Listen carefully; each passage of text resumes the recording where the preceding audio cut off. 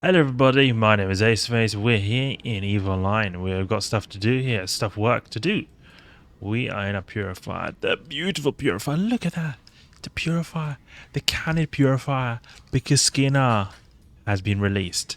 You know, we've got a little bit of a blast from the past going on right now, because the thing is, the way the situation is right now with my videos, I've been making a bit of videos in advance.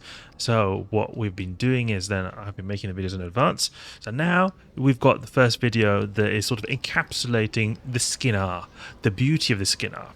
And because it's been quite a bit of time since the last video, we've also accumulated a massive sum of the Dankisk. The Dankisk is being acquired. We are now sitting on 1 billion smackaroons because we were able to acquire so much ISK from the Capsuleer Day event. It was really great. That was an event which I like. I like that a lot. I like that. We got so much ISK from that. The Purifier here is the center of attention, as you can see. The skin that I've been looking forward to getting so long. We finally got it, the cannon skin. Well, it's not like an official cannon skin, but it's my own variant, and it looks basically identical to a cannon skin. You can see here, Purifier Cannon. I also have made my own skin line that I'm going to be using for the Gila. The Gila. So when it comes to this skin line that I've made for the Garista ships, is what I call Black Ops, and it's this one here. You can see here a rattlesnake, Black Ops skin. I like this a lot. It's interesting how when you're designing the skins for the Garistas, they have this camo pattern. So it's a bit difficult to make it a plain skin.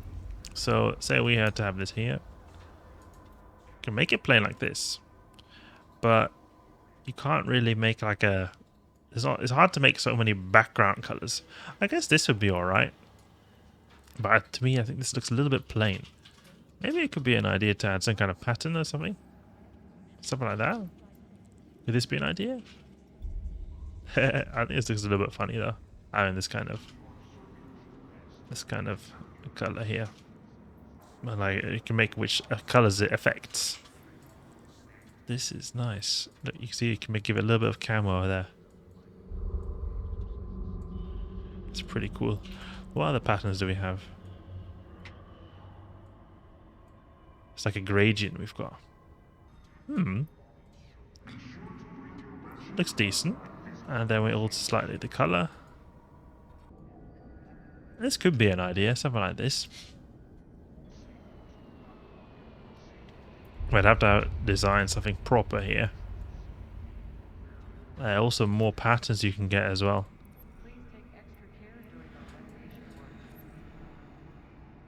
The way you can change the hull you're using is that in the studio you can do a hull selection. Abyssal Corruption. Okay, so then we've got the Purifier that has got the ability to have this nice skin. The Rattlesnake and the Gila, they're going to also be able to have really good skins very, very soon. What I wanted to get here is that since we've got 1 billion ISK, we can get a Hybrid Gila. The T4 Hybrid Gila, and this is how we can earn some nice dank ISK. Multi-fit. We've unfortunately used so much of our ISK. That's a very, very sad situation here. But it's just the way it is. So let's fit this.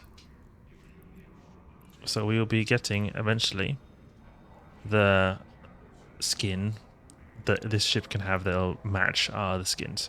Personalization. Got nice skins here. Darkfield, for example. Etheric Raiders is one I like a lot. This is possibly... you can possibly design this, actually.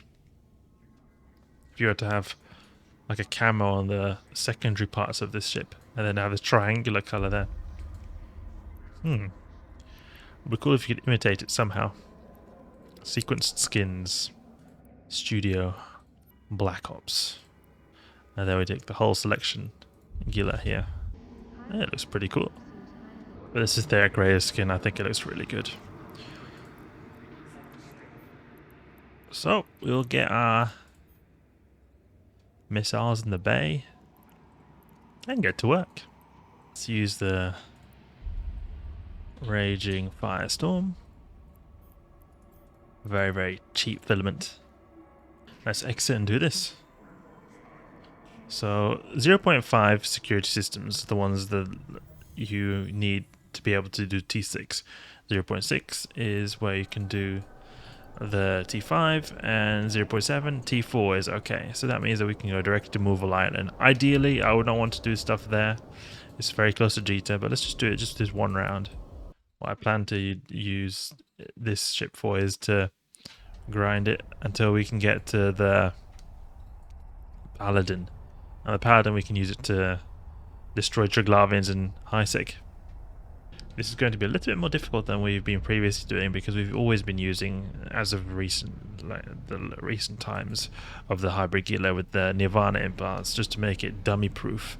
But this is possible also without the implants, but it is a lot more difficult. Warp here. Not a good sign that we see these blue wrecks here. Okay, great. Let's activate the filament. Cruiser, let's go. Jump into the abyss. It was a long time since I used the T4 hybrid Gila, so hopefully I'm not too rusty. Ooh, Red Max, these can be rough. These definitely can be rough. Starving Vedmak, Damavik, and Harrowing. These are the ones we want to go for. I'm at 2s. Take out that Starving Damavik just directly. Knock him out. Good, now for this one here. And get the shield booster boosting straight away. The earlier we get it to boost, the more potential shield recharge we're going to get from them. Let's see if we can Nosferatu a tiny amount. It's good that we're destroying him. All the Vedmax need to be destroyed. After the Vedmax, then all the DPS is gone from this room. There we go. Now for this one. Great thing about the light missiles, you got some decent range, so we're going to be applying full damage all the time. Oh, that's unfortunate. The orange cloud is going to make it so that we consume more capacitor. You almost destroy this guy. Let's just pause the one missile volley just so we can destroy this bite of cash. Great. Now for this one here. Oh, only 2 million. That's sad. Now I have to go for the transfer conduit. Great. Now it's this last Vedmak left, and we've got more than half shields. Is perfect. We're very safe right now. But you just need to be careful, because these Triglavian waves, they will hit hard. They'll do a lot of damage, especially when you got minus 70% on the thermal resists. They will hit hard. But I remember that I did a check on the price of our T4 hybrid fit not so long ago, and the price skyrocketed. So I don't know if the items I use for this fit have gone down, or just a temporary price hike or something that happened. We can then use a little bit of the Nosferatu to get some extra capacitor, but I don't think we're not able to get anything because they've already got some small capacitors, these Damaviks. Great. Okay, we return the Hammerheads. And let's go to the next room. Let's chill a little bit with the shield booster for a second, until we get out of that filament cloud. Okay, Lucid guys, these guys are really easy. They'll also be getting close to us, so we can just go to the cruise towards these extraction nodes. It's going to be easy. DPS, like that. Let's draw all the wardens, because these guys are going to cause us to get very badly slowed. Knock him out, come on. Oh, we're getting webbed, it's annoying. You destroy them quicker. And the upholder as well is going to cause webbing problems. We can land a volley on that extraction node, because it's quite far away. Okay, great. Now we just cruise slightly up above those asteroids. We can hopefully get some speed going on now. Sentinel is good to take out, and also Firewatcher, because we've got some... We'll get capacity issues if we keep getting neutered by these guys. There we go, good. Now for this guy here, Firewatcher. Great, now for the last neuter, the Sentinel. Reminds a bit of the Sentinel frigate. It likes to neuter as well.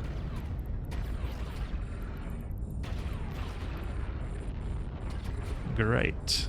Take out his Aegis, they do a lot of damage. This is probably gonna have like 200k. Oh, 1 million. Okay, that is something. Go a little bit towards the side if we go here. Move out here. Great. Now for this escort here. Perfect. Buy adaptive cash. Land one volley here like that. Come on now. The missiles don't seem to be wanting to get to the target. There we go. I've got an extraction node over there we could go to. It's okay. The thing with the Firestorms is that the filament cost is so cheap. It's better to just spend your time getting the bioadaptives as quick as possible, and the extractions only if you can, because you just do more sites. Otherwise the filament cost is negligible. If the filament cost is really expensive, then you want to sort of take advantage of the loot as much as you can from each run, so you get as much loot from each site as possible. But the thing is here is, anyway, it doesn't cost anything to do it. Just keep the site as short as possible is what I try to do. DPS 2, and this goes into the tanky, and this goes into super DPS. And next room. Okay, we're divas. These guys are super easy.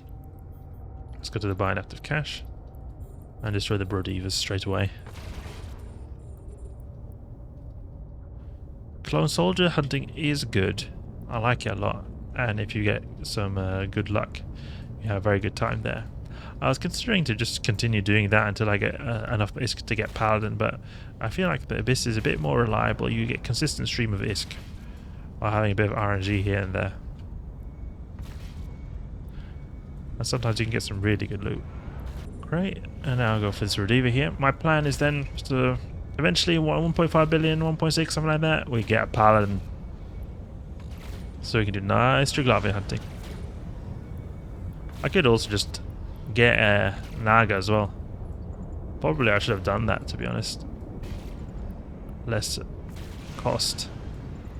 But it's okay. This tiny, minuscule amount of ISK we get is so annoying.